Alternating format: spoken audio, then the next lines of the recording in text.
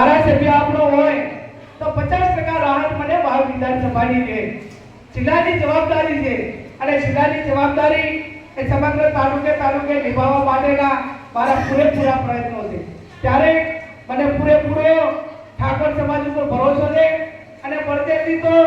આ બનાસકાંઠા જિલ્લાની 18 આલમ 36 કોમ અને ઠાકોર સમાજના એટલા વખાણ થઈને કરે કે તમારે એકતાના દર્શન કરવા હોય ને તો તમે બનાસકાંઠા લઈ આવો અને બનાસકાંઠા જિલ્લાએ સમગ્ર ગુજરાતની અંદર એ સંદેશો પૂરો પાડ્યો છે. ત્યારે આપ સૌ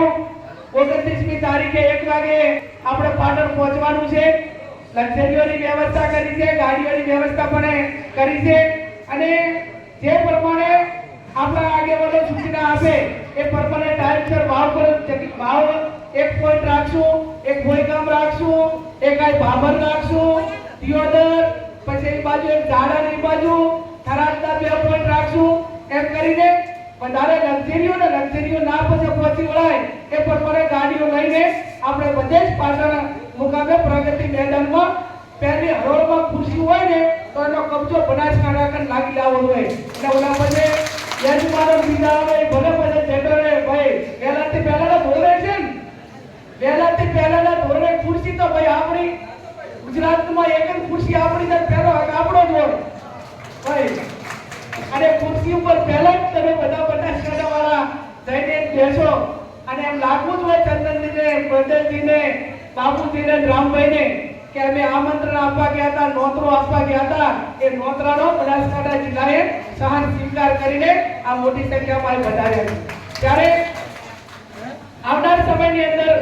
ધારાસભ્ય તરીકે આપણો માણસ ચૂંટાય અને લોકસભાના સાંસદ તરીકે તમે મને જે જવાબદારી સોંપી છે એનું એટલું ચોક્કસ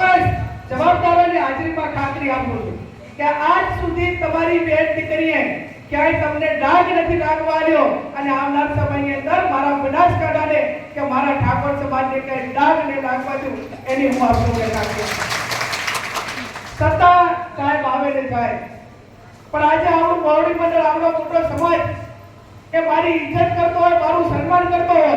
ત્યારે મારી જવાબદારી એક મહિલા તરીકે વિશેષ વધી જાય છે. એક મહિલા તરીકે હોય કે જે કંઈ એક આગેવાન તરીકેની મારી ભૂમિકા હોય કે ભૂમિકામાં 28 વર્ષમાં તમને ક્યાંય નીચું જોયું એવું કામ મેં નથી કર્યું અને આવનાર સમયની અંદર તમારા બધાના આશીર્વાદથી, શક્તિથી તમારા એક ઊંચો કોલમ કરીને તમે બધાએ ભરો. મેં ધારાસભ્યમાં રાજીનામું આવવા ગઈને એ દિવસે મેં વટફેર પ્રેસ કોન્ફરન્સ કરી હતી કે આ રાજીનામું એ મારા વ્યક્તિગત સ્વાર્થ માટેનું નથી,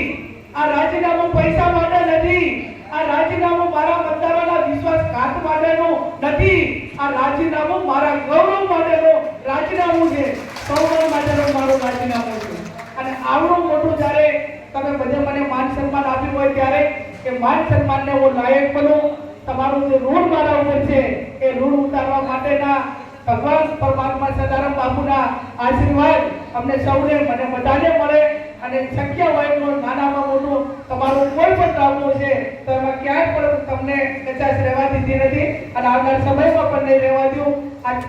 જમણવાર પછી જે આપણી 12 વિધાનસભાની સીટમાં જે પ્રભારીઓની નિમણૂક કરેલી છે એ પ્રભારીઓ જમ્યા પછી એ રોકાય અને એમની હાથે અલગ મીટિંગ કરવાની છે, એમને ફાઇલ આપવાની છે. એ જે પ્રભારી છે એને ગામોની અંદર જવાનું છે, ત્યાં કોંગ્રેસના આગેવાનોને મળવાનું છે, એજન્ટો તૈયાર રાખવાના છે, 12 મતદારોને એની યાદી બનાવવાની છે